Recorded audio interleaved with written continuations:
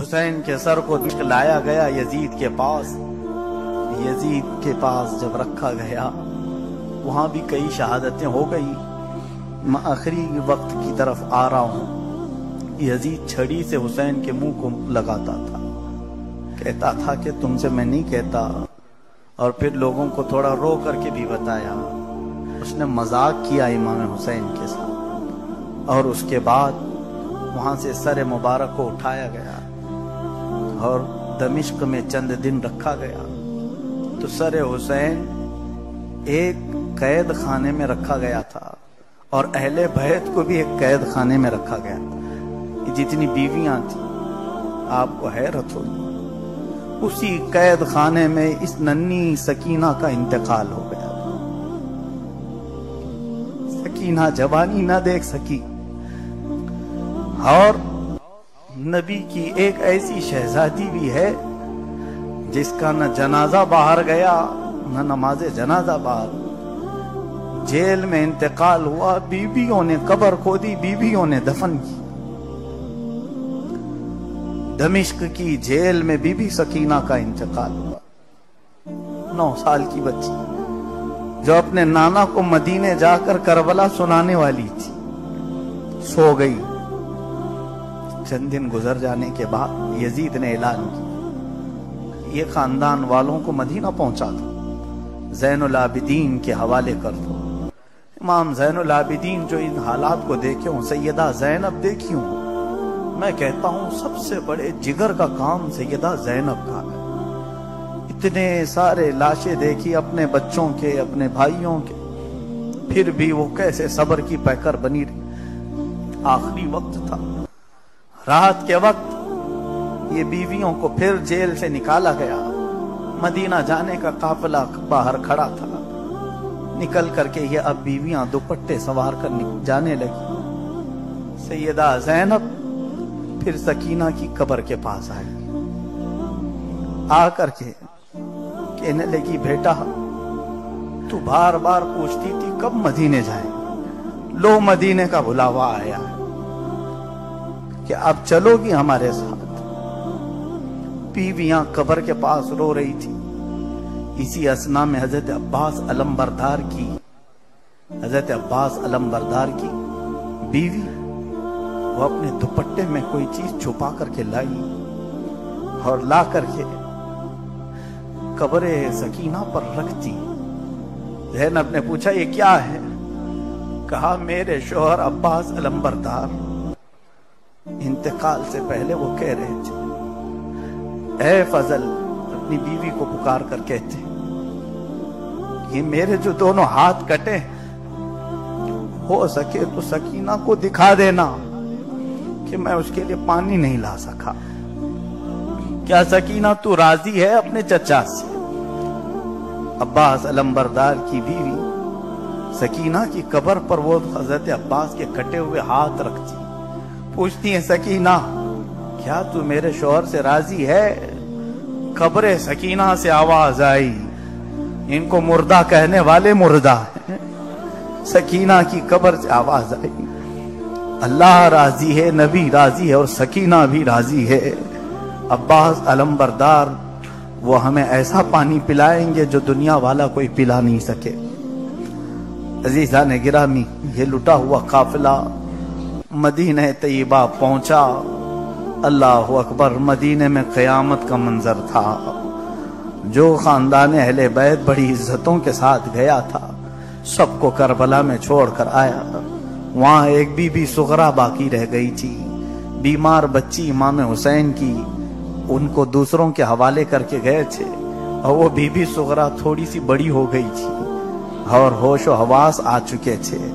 وہ دوڑ کر کے مدینے والوں کے ساتھ نکلی، سنا ہے ہمارے گھر والے واپس آ رہے ہیں۔ سرحدوں پر پہنچتے ہی بچی سب سے پہلے قافلے میں اپنے بابا کو پوچھتی ہے، اپنے بھائیوں کو ڈھونڈتی ہے، چہرے کوئی بھی تو نظر نہیں آ رہے۔ زینب سے لگ گئی، پوچھا پھوپھی کہاں ہیں؟ میرا ننھا بھائی علی اصغر کہاں ہے؟ وہ بہت اس پر پیار، بہت محبت کے جذبات نچھاور کرتی تھی۔ زینب نے کہا چل بیٹا सब जा कर के कब्र रसूल के पास बताती कौन कौन कहाँ है। इस बच्ची को लेकर कब्र रसूल के पास ये काफिला आया और अल्लाह के नबी सल्लल्लाहु अलैहि वसल्लम को जब सैयदा ज़ैनब और इमाम ज़ैनुल आबिदीन सुनाने लगे तो मदीने वाले कहते हैं, एक बार जब मेरे आका का इंतकाल हुआ था तब मदीना सबसे ज्यादा रोया था, और दूसरी बार जब हुसैन का लुटा हुआ काफिला पहुंचा था, मदीने की हर फर्द से चीखें निकल गई थी। और कैसे ना निकले, यकीनन ये दास्तान करबला हर एक की रूह को तड़पा देती, हर एक के जिस्म में कपकपी तारी कर देती।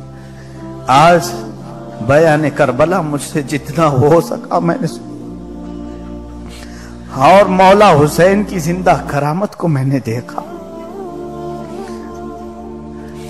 कल मैं ये मन्नत करके उठा था कि मेरी आवाज बंद हुई, और वो भी हुसैन का बयान करने के लिए। ऐ रब्बे कदीर, अगर हम हक पर हैं तो सिर्फ हुसैन के लिए आवाज खोल दे। ये मौला हुसैन की करामत जो कुछ भी बोल सका, अब रब्बे जुल जलाल को जब मंजूर हो आवाज खत्म कर दे, और जब मंजूर हो आवाज खोल दे। हमारे गले हुसैन के लिए हैं, हमारी जुबानें हुसैन के लिए हैं। दीन अस्त हुसैन, दीन पना अस्त हुसैन। दीन हुसैन से है, दीन की पना हुसैन से है। ऐ मेरे अजीज नौजवानों, करबला का मैसेज सुनाने की अब मुझ में हिम्मत नहीं रह गई, लेकिन जैसी तैसी तबीयत है, अब मैं ये सोच करके ही बैठा हूं। इसके बाद जाना भी मुकद्दर हो तो कोई मसला नहीं, लेकिन सुनाकर चला जाता। इतने सालों से कभी करबला के वाकयात में नागा नहीं हुआ था। कल पहली बार अफसोस हो रहा था कि मैं मौला हुसैन का तज़किरा उनके चहेतों के सामने नहीं सुना पा रहा हूं। हुसैन को याद करने वाले तड़पते रहते हैं हुसैन को सुनने के लिए। मुझे कभी ऐसा लगने लगा कि नहीं सुनाऊंगा तो पूरा साल भर जंग लग जाएगा, रूहें बीमार हो जाएंगी। अब इतना यकीन करके उठता हूं कि हुसैन का दर्द छोड़ करके जा रहा हूं, हुसैन का गम छोड़ के जा रहा हूं। याद रखना, सजदों में हुसैन की आवाज आएगी, तुम्हें करबला की रेत तुम्हारी पेशानी पर चुभती हुई महसूस होगी, और थोड़ा तुम हाथ बढ़ाओगे तुम्हें तलवारों की झनकार की आवाज भी आएगी। इसलिए कि फिर करबला आ चुका है। यजीद हर जगह नजर आ रहे हैं। एक यजीद उस वक्त आया था, यहाँ हजारों यजीद आए हुए हैं, लेकिन हमें हुसैन कोई दिखता नहीं। पुकारो आज हुसैन को, ऐ हुसैन आजम, आज हमारी दुआओं में तुम्हारी जरूरत है, हमारे घरों में तुम्हारी जरूरत है। हजार बच्चे पैदा करने से क्या है, एक हुसैन पैदा हो जाए। मुआशरे को मौला एक हुसैन दे दे। ऐ करीम खुदा, हमारी सबीलें, हमारे खिचड़े, हमारे नियाज, हमारे फातिहा, हमारे वजीफे, मुहर्रम के लिए हमने जो कुछ भी किया है, इन सब का सवाब मौला हुसैन की रूह को अता कर। मैं सच बताऊं, अगर हम अपने जिस्म के 1,00,000 टुकड़े कर लें तब भी हुसैन की शहादत का बदला नहीं अदा कर सकेंगे। हम अपने जिस्म को काट काट कर छोटे जर्रे कर दें तब भी हुसैन की कुर्बानी के मकाम को नहीं पहुंच सकेंगे। इसलिए कि हम धरती का बोझ हैं, हम कचरा हैं, हमारे जीने से किसी का कोई भला नहीं होना, लेकिन हुसैन के जीने से लाखों का भला था, और उनके जरिए से उम्मत का भला था। ऐ मेरे अजीज नौजवानों, करबला के इस वाक़े से अगर तुम्हारे दिल में हलचल पैदा हुई है तो मैं जरूर कहूंगा, आज का सूरज डूबने से पहले मौला के हुजूर सच्चे दिल से तौबा कर, गुनाहों से आजादी की तौबा कर। वरना याद रखना, हुसैन के मुतालिक ये भी रिवायत में है, कयामत के दिन वो मेरे आका के सामने खून में लथपथ जुब्बा पहन करके आएंगे। कयामत के दिन आएगा मौला हुसैन, पूरा जिस्म खून से लथपथ होगा, और जिस्म में जगह जगह तीर चुभे होंगे, और नबी कौनैन के सामने जब आकर खड़े होंगे, मेरे आका की उम्मत शफाअत की भीख मांगने आई, حسین ہر ایک کا چہرہ دیکھیں، ہم سب کا چہرہ دیکھیں گے. سوچو یہ چہرہ ملا پاؤ گے حسین سے؟